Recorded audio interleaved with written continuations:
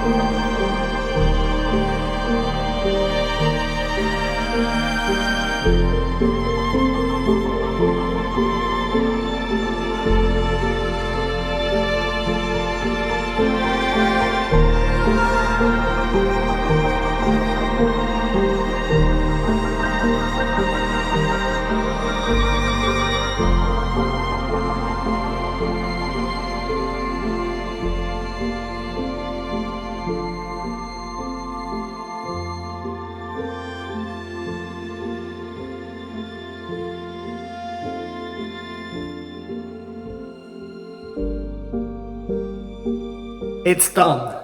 It's been sanded and it looks fantastic.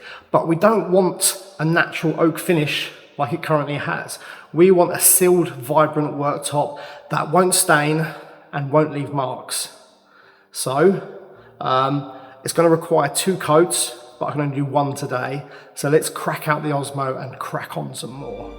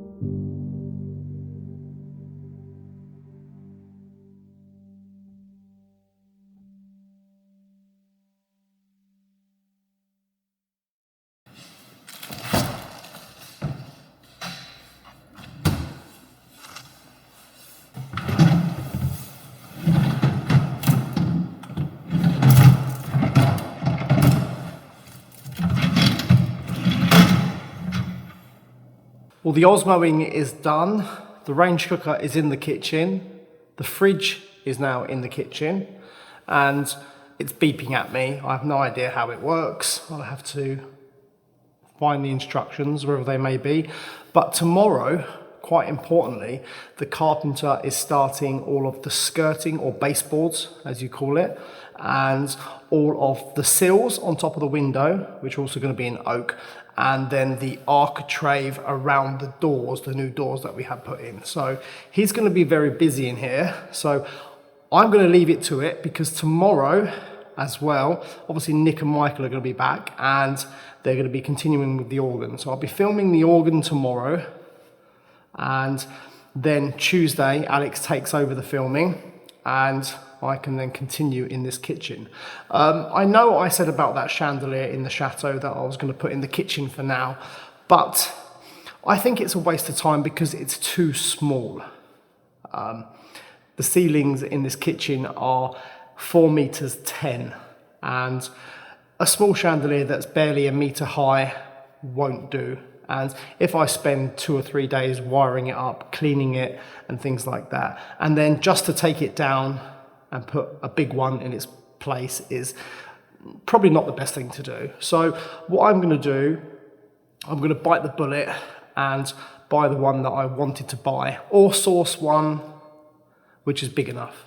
Not sure yet, but the units where the sinks are going to go, the carcasses for them should be in by next month, and then the fronts, which are all in oak, will be in the beginning of January.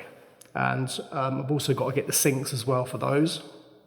So this kitchen won't be finished until January, the first month of the new year. And it's fine. It allows me to spend a little bit more money and get a decent chandelier. One that's big enough, grand enough, and nice enough for a room like this. I don't know why I put the fridge in actually, because it's going to have to be moved tomorrow to put the skirting in. That was a bit silly, isn't it? So when I am back in this kitchen, I'm going to continue with this huge island. I need to do all the doors and also the frame. It's actually quite easy to sand. It shouldn't take too long to do, and it will require 2 coats, and then the top will probably need 3, maybe 2, I don't know. Might go for 3, just so it looks really nice. And then last thing, the floor has been sealed twice now. There are a few patches where it looks a little bit faded or hasn't had enough sealer on them. So once the kitchen's actually finished, I'm gonna go round, last thing, and seal it once more. Even with everything in the room, it's fine to seal the areas that will be walked on the most, if that makes sense. So yeah, it's really uncomfortable like this. So that organ, I think, will definitely be playable, probably in the next 2 or 3 weeks, maybe even before Christmas, but we'll have to do something special with the organ on Christmas, just to, I don't know, celebrate it being at its new home. So yeah, good progress in this kitchen. It's really, really taking shape now.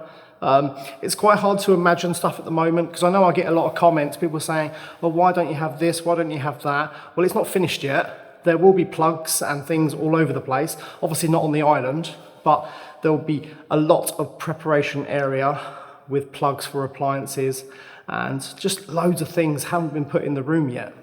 So yeah, things will evolve, and your comments and questions will be answered sort of visually maybe, because there's a lot of things that go in this room. So thank you everyone for watching this Sunday video. We're back at it tomorrow, organ building, so see you all tomorrow.